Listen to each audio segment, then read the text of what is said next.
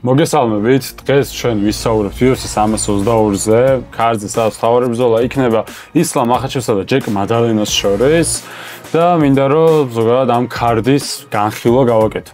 სამ ქარდის განხილვაზე გადავალ, შეგახსენებთ რომ ახლა ჩვენ ვიყოფებით HUBG-ის სივრცეში, ავტორიზებულ რესელერში, ისეთი დიდი კომპანიებისა, როგორც არის Puma, Nike, Adidas, Macron და ძალიან მალე ყველაზე დიდი კომბატ სპორტის ბრენდის Venom-ის ავტორიზებული რესელერის გავხდებით და შეგეძლებათ რომ პირდაპირ საქართველოში შეიძინოთ ორიგინალი Venom-ის საბრძოლო პროდუქცია. ეხლა კი გადავიდეთ უშუალოდ UFC 322-ზე. სამ მახაჩევისა და მადალენოს ბრძოლის განხილვას დავიწყებ. გეტყვით რომ prelim cards ამ ვიდეოში არ განვიხილავ, prelim card-ზე ვისაუბრებ ჩემს TikTok არხზე, სადაც შეგიძლიათ ასევე გამოიწეროთ Soza Fight Corner-ი. Prelim-ზე ძალიან მაგარი ბრძოლები არის, ბაისანგურს სურკაევი ჩხუბობს, იქ დაუკაუსი ბრუნდება ჟერალდის წინააღმდეგ, ბლენჩფილდის და კორტესის ბრძოლა ძალიან საინტერესოა, კოპილოვი როდრიგესი, ვიეირა, ბონიკალი, მოკლედ, მაგარი ბრძოლებია Prelim-ებზე, რომელზეც ჩემს TikTok არხზე ვისაუბრებ. აკი განვიხილავ უშუალოდ main cards და დავიწყებ ბენიო დარიუშისა და ბენსენ დენისის, მაგრამ თქვენ აქ სახელი ორთა ბრძოლით. მოკლედ, რისი თქვა მინდა ეხლა ამ ბრძოლაზე. დარიუში ჩემი აზრით პრაიმში რო იყოს ბენუა ცენდენისთვის პრობლემა საერთოდ ბენუა ცენდენისის პრობლემა საერთოდ არ იქნებოდა მისთვის. მაგრამ იქიდან გამომდინარე რომ ეხლა დარიუში ასაკში არის, არ ვარ დარწმუნებული იმაში თუ რამდენად შეძლებს და რამდენად დაამარცხებს ფრანგ მებრძოლს. აქ ეხლა პრობლემა რა არის? ორივე მებრძოლს აქვს კარდიოს პრობლემები, ან მარტივად იღლებიან, თუმცა ჩემი აზრით დარიუშს უფრო აქვს ის გადამტეხი მენტალიტეტი და ხასიათი, რომ მიუხედავად იმისა, რომ დაღლილი არის, მაინც გადატეხოს ბრძოლა თავის ასაკობრივ, თუმცა ასაკი თავისას შვება და ფიზიკურად დიდი არის, თან ცოტა ცხიმიც აქვს, ანუ გამომშრალი არ არის და ეს წონის კლებას ვეღარ უმკლავდება ბოლო პერიოდი. შესაბამისად არ ვფიქრობ, რომ დარიუში თავის საუკეთესო ფორმაშია კი არა, მგონია რომ დაღმავლობის მიმავალ გზაზე არის, მას შორისაც ბენუ არის იმ აღმავლობის გზაზე, იქიდან გამომდინარე, რომ იმ დასტინ ბორიესთან მარცხს და შედგო მოიკანოსთან მარცხსაც რუფის დამარცხებით თავი დააღწია, ასე ვთქვათ და მენტალურად მზად არის საბრძოლოდ, მენტალურად დააკამბექა, რაც თავარია და თავის შეერა და გონია რომ დარიუშს ქულებით დაამარცხებს. არ მგონია რომ ასე ვთქვათ submission-ზე დაიჭერს ან დაანოკაუტებს დარიუშს.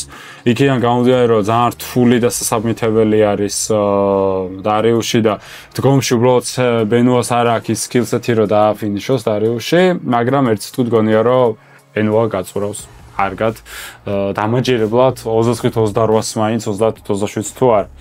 სანამ ამ ბრძოლის განხილვაზე გადავალ, აუცილებლად დალაიქეთ ეს ვიდეო, რათა ეს ვიდეო ნახოს თქვენაირმა MMA-ის გულშემატკივრებმა და ნახვები დააგროვოს და შევძლო რომ მეტი ვიდეო ჩავწერო მსგავს კონტენტზე და აუცილებლად დააკომენტარეთ თუ თქვენ რას ფიქრობთ ამ ქარდზე ვინ როგორ და რანაირად მოიგებს.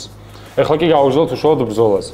ლეონედოსა და კარლოს პრატეს შორის, რომელიც ძალიან მაგარი ბრძოლა არის, მაგრამ სანამ ამ ბრძოლაზე ვისაუბრებ, შეგახსენებთ, რომ ჩემს გარეგნობაზე ყოველთვის სრულნავს განგსტერ ბარბერშოპი, ძალიან მაგარი ბიჭები, რომელიც ფილიალი ჩარტავაზე მდებარეობს და Soza Fight Corner-ის სახელით თუ მიხვალთ, ძალიან მაგარ ფასტაკლებასაც გაგიკეთებენ ისინი.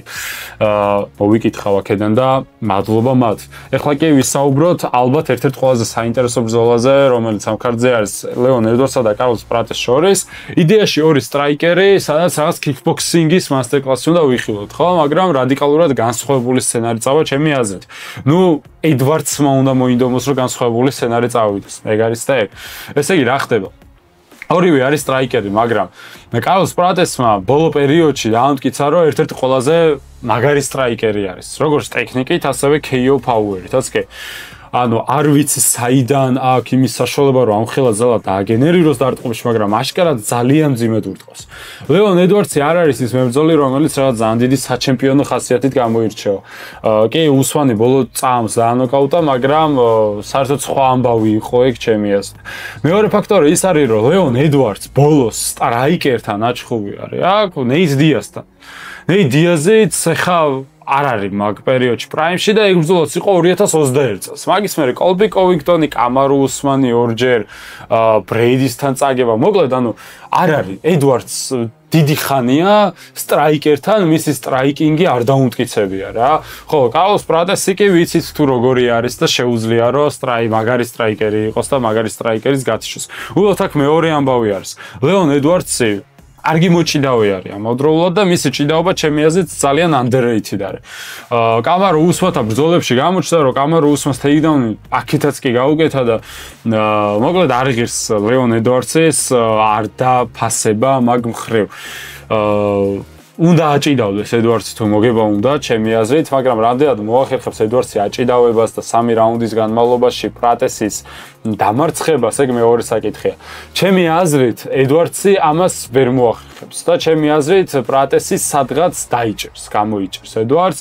თან იქიდან გამომდინარე რომ მაგალითად იან გარია ვუყოთ, ხო? იან გარიმაც რაღაც ესე ძალიან დამაჯერებლად ვერ მოახერხა რომ ჭიდაობის ხარზე დაეჩაგრა პრატესი მიხოთ იმისა რომ მაგალითად MVP დაჩაგრა ძალიან მაგრად რა აი სტრაიკერმა ჭიდაობით დაჩაგრა მეორე სტრაიკერი ედვარდსიც სტრაიკერი არის ძირითადად და უნდა აჭიდავდეს მაგრამ რამდენად წარმატებით აჭიდავდება მაგას ძალიან დიდი კითხვის ნიშნის ქვეშ ვაყენებ და გონია რომ ამას ვერ მოახერხებს მოკლედ პრატესისკენ ვიხრები მე ამ ბრძოლაში და მგონი ხო პრატესი საკმაოდ ფავორიტიც არის აქ.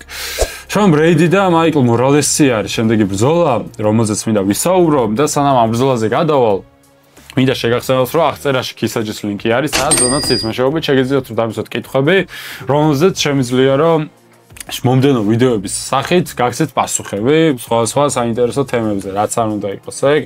იქნება წონისკლებიდან და აღდგენიდან დაწყებული უშუალოდ UFC-ს რომელიმე ბრძოლის განხილვით დამთავრებული და ასე შემდეგ. ეხლა კი გადავიდეთ ბრეიდი მორალესს. ბრეიდი მორალესი ძალიან კომპლექსური ბრძოლა არის. ბრეიდი ძალიან მაგრად დაბრუნდა ბოლო ბრძოლაში. ლეონ ედვარდს გადაუარა ზუსტად, უშანსოდ გადაუარა, აი რაღაც სასწაული გაუკეთა. მაგრამ მაინც მაიკლ მორალესისთვის რამდენად არის მზად ძალიან დიდი კითხვის ნიშნები არის მანდ ჩემთვის.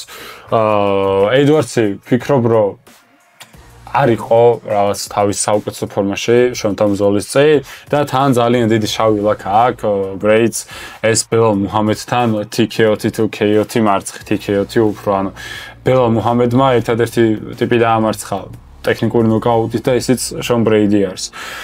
მეორე მხრივ არ ვიცით ეხლა ბელალ მუჰამედთან ორთა ბრძოლის წინ ბრეიდი რა კონდიციაში იყო. აქ არის რა საკმაოდ მეც როგორც მებრძოლმა ვიცი რომ შეიძლება რაღაც ერთი კონკრეტული ბრძოლა მებრძოლს არ წაუვიდეს და behind the scene რა მოხდა არ ვიცით რა. ზუსტად მაგას ვამბობ ეხლა აქაც რომ შეიძლება ბელალთან მზადების პროცესში ან ჭუბის დღეს ან რაღაც ისეთი მოხდა მაგ კემპში ან მაგ ბრძოლის წინ რამაც განაპირობა ბრეიდის ასეთი ცუდი პერფორმანსი. იმიტომ რომ სხვა ბრძოლებში ბრეიდი როგორც ასეთი ეგეთი ცუდი არ არის ხოლმე. შესაბამისად ძალიან დიდი კითხვის ნიშანი არის აქ რა ბრეიდი რამდენად მაგარ კონდიციაში იყო ან რამდენად მაგარ კონდიციაში იქნება რამდენად მოახერხებს რომ მაიკლ მორალესი გადაიყვანოს და მიწაზე აკონტროლოს და ან თუნდაც დაასაბითოს ჩემი აზრით ძალიან თანაბარი ბრძოლა იქნება სადაც მაინც ბრეიდიმ უნდა მოახერხოს და მიწაზე არ ამოასუნთქოს მორალესი აი სამი შენზე რამდენად დაიჭერს არ ვიცი მაგრამ ბრეიდის თქმა აქვს რომ მისი რაღაც გრეპლინგის და ჯიუ-ჯიტსუს და ფაითინგის იქეთ მის საყვარელი სპორტი არის ფიზ მომზადება ეგრეთ წოდებული strength and conditioning რასაც ეძახია და ძალიან მაგარი კონდიცია აქვს ანუ კარდიო და სტამინა ძალიან მაგარი აქვს გამძლეობა ძალიან მაგარი აქვს და ჩემი აზრით თუ გადაწყვეტს რომ ძაღლივით იჭიდაოს და მორალეს ამოსუნთქვის საშუალება არ მისცეს მაშინ ამას მოახერხებს და იზამს კიდევაც ეს მორალეს რა თქმა უნდა შანსი აქვს ყოველთვის ყველასთან 18-0-ზე ესე თქო უბრალოდ არ მოსულა ეს ბიჭი აქამდე მაგრამ ვფიქრობ რომ შონ ბრეიდი უფრო გამოცდილი არის ამოცდილება დააგროვა თუნდაც ორ ყოფილ ჩემპიონთან ორთა ბრძოლაში და ამ გამოცდილებით იგი მოახერხებს და მორალეს პირველ მარცხს აწნევს კარიერაში.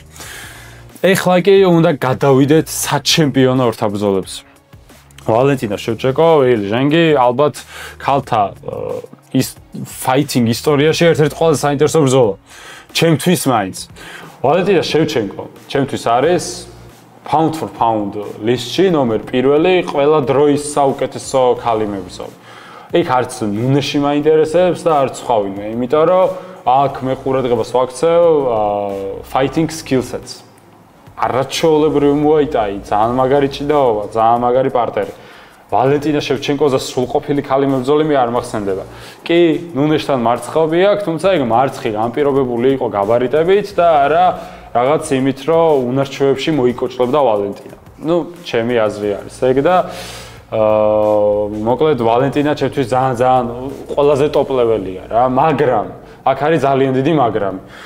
ვალენტინა დაბერდა. ძალიან ბევრი ბრძოლა გამოიარა, ბოლო პერიოდის განმავლობაში ერთი და იგივე მებრძოლთან ძალიან ბევრი ბრძოლა ჩაატარა, აი იგივე ფიგურედო მორენოს რაც ჭირდათ, ხო, რომ აი უკვე ერთი და იგივე მებრძოლისთვის ემზადები ძალიან დიდი ხანი რა.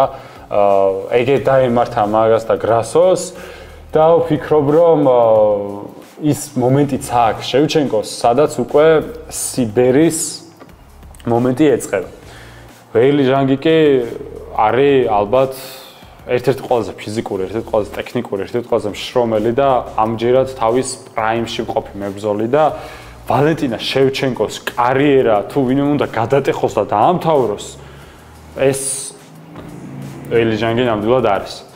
მოკლედ ამ ბრძოლაში ძალიან მცირე უპირატესობით, მაგრამ ჩინელისკენ ვიხრები, არც ვამობრო რაღაც კონკრეტულად დგომში ან მიწაზე ან რაღაც კონკრეტულით მოუგებს თქო, თუ შევჩენკო მოახერხებს დისტანციაზე დატოვებს ბრძოლას 25 წუთის განმავლობაში ახლოს არ მეიკარებს და ეფარიკავება ფეხებით და ქულებს ააგროვებს, კი შევჩენკოს შანსი აქვს, მაგრამ 25 წუთის განმავლობაში ამის გაკეთება ჩინელ მებრძოლთან ძალიან რთული არის და არ ამგონია რომ ეს მან მოახერხოს განსაკუთრებით კარიერის ამ ეტაპზე და ამ ასაკში. ნახოთ როგორ წავა, მაგრამ არ გამიკვირდება რომ ვალენტინამაც რაღაცა სწავლი გააკეთოს და მოიგოს ეს ბრძოლა, თან ფავორიტი არის ამ ბრძოლაში ბუკმეიკერების აზრით. თუმცა ჩემთვის ბუკმეიკერების აზრით საერთოდ არაფერს არ ნიშნავს MMA-ში განსაკუთრებით, იმიტომ რომ ხან ძალიან სისულელე კოეფიციენტები არის ხო. მადალენასა და მახჩევის ბრძოლაზეც მოვედით, სადაც იმედები უნდა გავუცრობო ყველას, იქინა გამომდინარე რომ ამ ყავს ერთ რაღაც ფავორიტი მებრძოლი აქვს. ერთპიროვნულად ვერ მომბრო ეს მოიგებს ან ის მოიგებს ხო, მაგრამ შემიძლია რომ იმ რაღაცაზე ვისაუბრო, რაც დაგეხმარება, რომ თვითონ გაანალიზო ეს ბრძოლა და რასთან გვაქვს საქმე.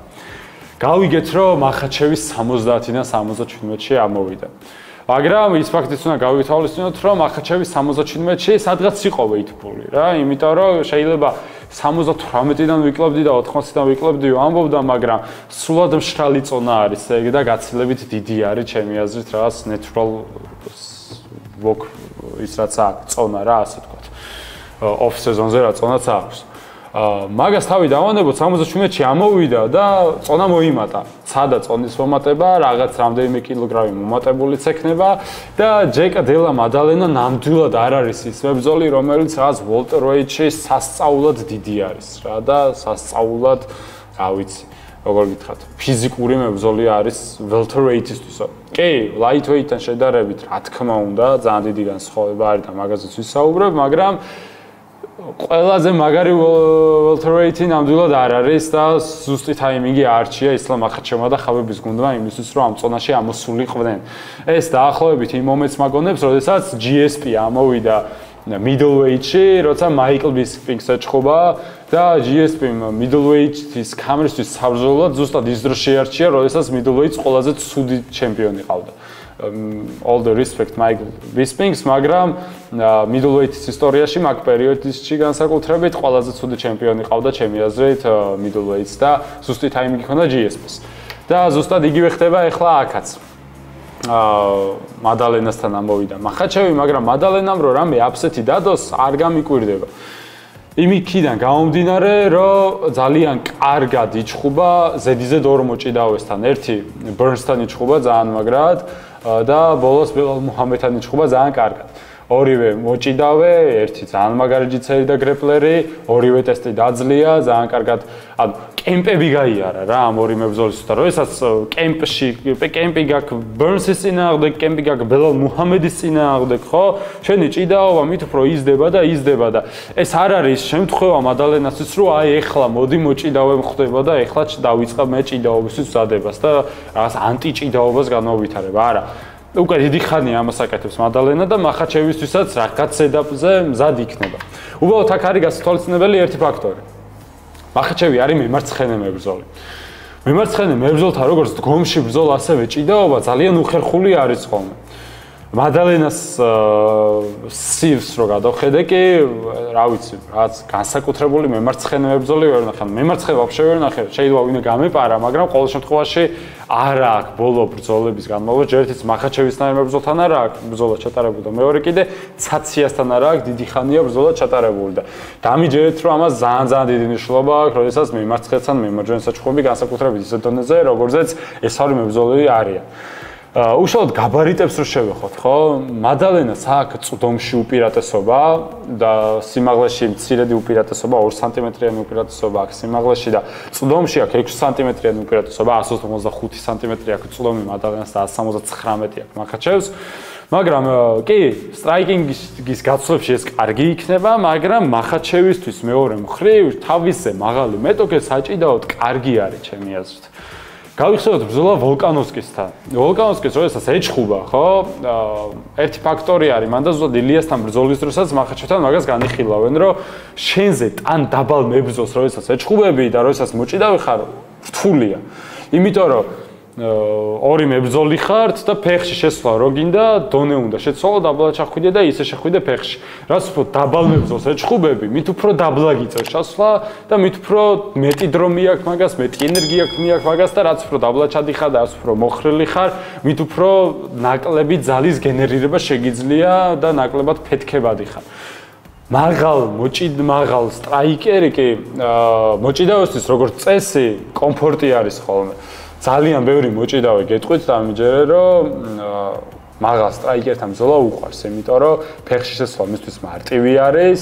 მე ხარ საუბრობ მაღალში 10 და 15 სანტიმეტრით მაღალ მებრძოლს, მე საუბრობ შედარებით მაღალ მეტოქეს, იმიტომ რომ ნაკლებად უწევს დონის შესვლა და იქ უკვე შეუძლია რომ ასე ვთქვათ, ფეხში შესვლის დროს დიდი ძალის გენერირება გააკეთოს და რეაქტიული ტეიქდაუნი მარტივად გაუკეთოს მას. მადალენას და ბელალ მუჰამედის ბრძოლაში ერთი რაღაც მოხდა ძალიან თვალში. კი, ყველამ დავინახეთ ის, რომ ბელალი არ იყო ის ბელალი და იმდენი ჭიდაობა არცა და მათ ფსიქოლოგიური მომენტი იყო, ჩემი აზრით, რომელიც მახაჩევს არ დაემართება. ის ფსიქოლოგიური მომენტი იყო ბელალ მუჰამედთან, რომ ბელალმა ერთი-ორჯერ როცა და შესვლა და არ გამოვიდა, იქ იფიქრა, რომ მაგ შესვლას აზრი აღარ ქონდა გატყდა. მახაჩევი და ზოგადად ხაბიბის გუნდი პირიქით არის. ერთხელ რო შევა არ გამოუვა, მეორედ შევა არ გამოუვა. ხაბიბი იყო რა ეგეთი, რომ 100-ჯერ რო შევიდე და ჩემი ტეიქდაუნი მაინც დაიცვას, 101-ად მაინც შევალ და გადავიყვანო და მახაჩევიც მაგ მენტალიტეტის მებრძოლი არის რა და ჩემი აზრით ეგ პრობლემა მენტალური თვალსაზრისით მახაჩევს არ შეექმნება. უბრალოდ სხვა პრობლემა შეიძლება შეექმნას, რაც არის ზიანი. ზიანს ეგრე კარგად მახაჩევი ვერ უმკლავდება. იქ ზიანი ქონდა ვოლკანოვსკისთანაც, ზიანი ქონდა დასტინ პორიესთანაც, მოიკანომაც თუ გახსოვთ ერთ მომენტში რაღაც ეგ ნოკდაუნი არ იყო, ცოტა აუცრდა კიდევაც ფეხი და ტაიმინგი იყო, მაგრამ იღებს ხოლმე დარტყმებს ცუდად რა და ზიანს რამდენად აიტანს 77 კილოგრამში, ეგ არის ძალიან დიდი კითხვის ნიშანი მახაჩევთან. თან ეს არ არის ის წონის ცვლილება, მაგალითად ძალიან დიდი მნიშვნელობა აქვს, რომელი წონიდან რომელ წონაში ადიხარ, როდესაც წონის ცვლილებაზე ვლაპარაკობთ. ეს არ არის 66-დან 70-ში ასვლა, რომელიც როგორც წესი უფრო მარტივი არის რა. აი კონორი ამოვიდა, ოლივეირა ამოვიდა, ილია თოფური ამოვიდა, ამოვიდნენ მებრძოლები 66-დან 70-ში და წარმატებითაც ამოვიდნენ. იქიდან გამომდინარე, რომ 66 კილოგრამი და 300 გრამი არის featherweight-ის ლიმიტი, ანუ 65 და 800 არის საჩემპიონო წონა პლუს 500 გრამი დაშვება და 70 და 800 არის საჩემპიონო არა, lightweight-ის ლიმიტი და 70 და 300 არის საჩემპიონო ბრძოლა. ანუ სადაც 4 კილოგრამი არის განსხვავება. ხოლო 60-სა და 77 კილოგრამ წოდით კატეგორიას შორის განსხვავება 4 კილოგრამი კი არა 7 კილოგრამი არის.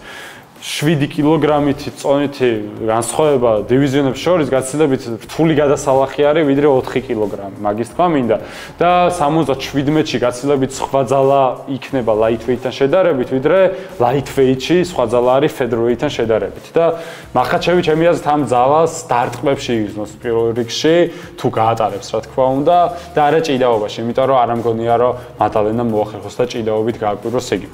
მოკლედ, ვერ ვიხრები ვერცერთ მხარეს, თუ მაინც და მაინც ვინმესკენ უნდა გადავიხარო, მახაჩევისკენ გადავიხრები, ობიექტური უნდა ვიყო ამ შემთხვევაში, მაგრამ ძალიან მცირედით გადავიხრები.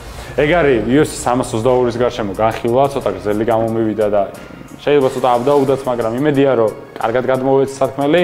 აუცილებლად დაალაიქეთ ეს ვიდეო და გამოიწერეთ არხი, აი აუცილებლად დაალაიქეთ ეს ვიდეო. რათა ალგორითმა თქვენაირ მაყურებელს MMA-ის გულშემატკივრებს ამოუწევს ეს ვიდეო, არხი განვითარდეს, ბევრი ნახვა დააგროვოს და მეც რაღაც მეტი ასეთი ვიდეოს ჩაწერა შევძლიო. ეგ იყო დღეისთვის.